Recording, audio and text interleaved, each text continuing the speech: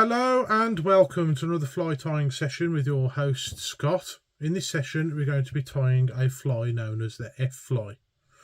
It's a fairly simple dry fly pattern, and if you're scared of winding hackles, then this is a good one to go with. The pattern is on page 167 of this book here, Trout and Salmon 220 Favourite Flies, which was published in 1998 and 2002 in 2 runs, and I believe it was given out free with the magazine, Trout and Salmon Magazine. So you've seen this one before. I've done this on the channel, but this is the pattern we're doing here. So that's what we're going to go for. This will be the first time I've tied it on camera. I'm doing something slightly different with it though, and I'll go over that in just a second. So the thread we're going to go for is olive dun to match the book. We're going to be using some olive pheasant tail for the body.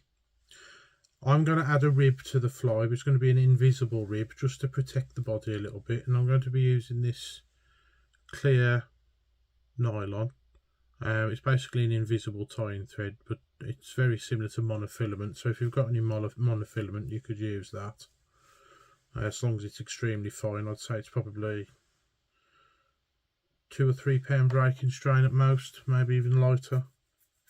For the wing, which is what keeps the fly afloat, is some Cul de Canard.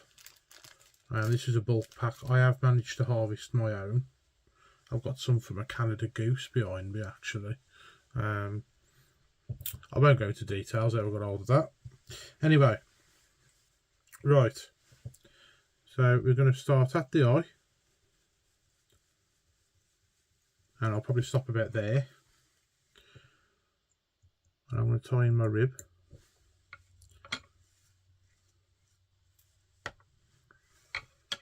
This fly you can vary quite a bit. You can change the body. It doesn't necessarily have to be pheasant tail fibres. You could use dubbing.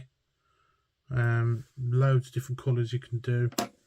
It's a very similar pattern to the cormorant in form, but in the way that you fish it, it's completely different. This is a dry fly rather than a wet fly or a nymph. So bear with me, this stuff's not easy to tie in. There we go, I think it's in now. There we go.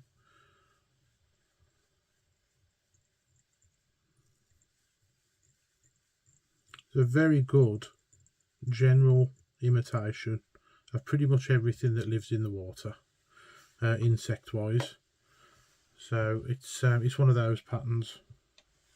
If you're not quite sure what it is that they're on, this is the one to go for. Try and match the colour if you can see anything.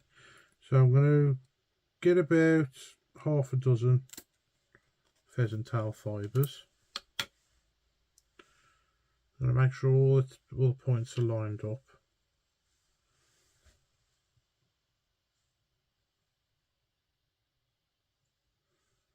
And I'm going to tie them in by the tips. And then tidy up.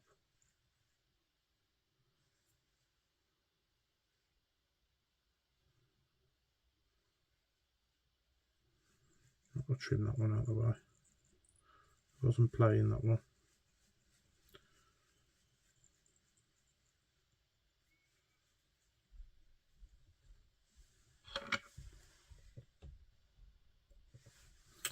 Then we're going to wind the body.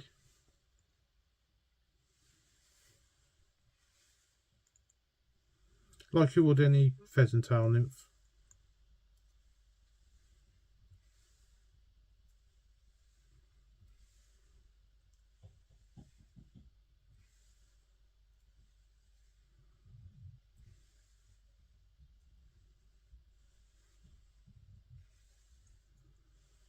There we are, I'm going to tie the body off.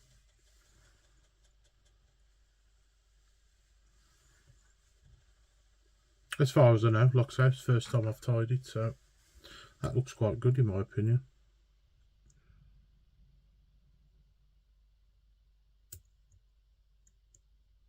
Trim the excess away. You want to wind the rib the opposite way.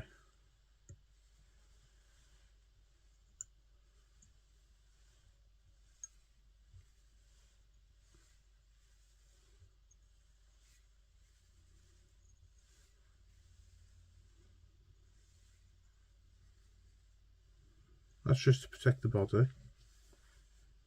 It's not there to do anything apart from that, really.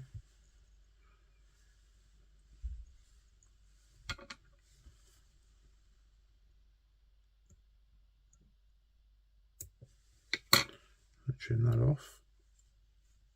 Tidy up the head area. We're ready for your Cul de Canard. Now with the size 14, I think 2 pieces should be about right. Put them together so that the points match up.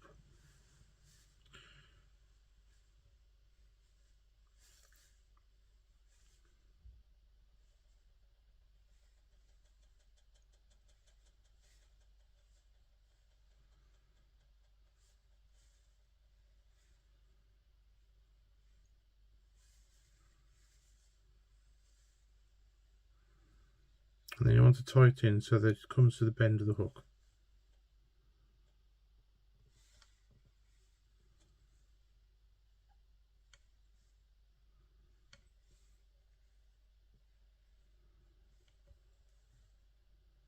Okay, let's do that again.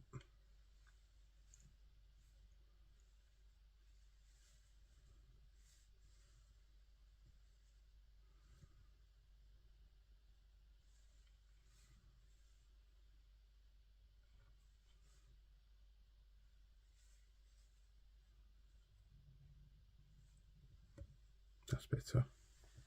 That's what we're going for. Now once you've got it in position, and trim the excess away.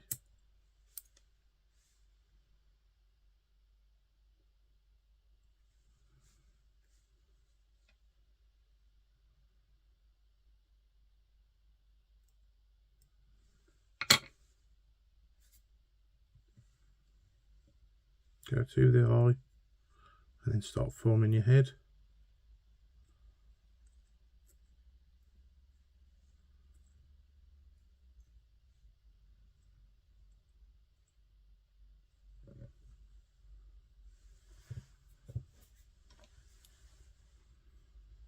According to the book, you can tie these on a size 12 down to a 20.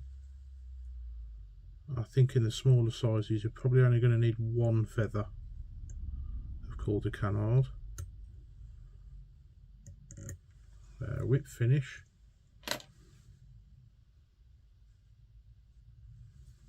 You may need to use floatant, depending on how good your Cul de Canard is.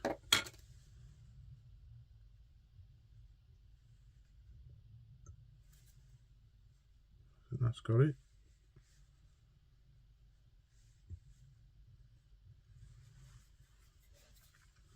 And then varnish to finish.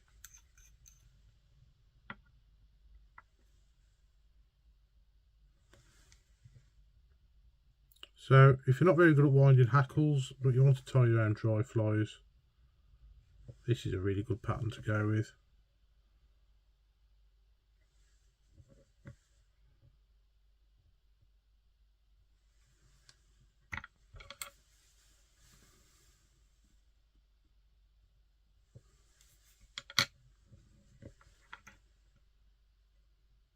Really good one for the beginners.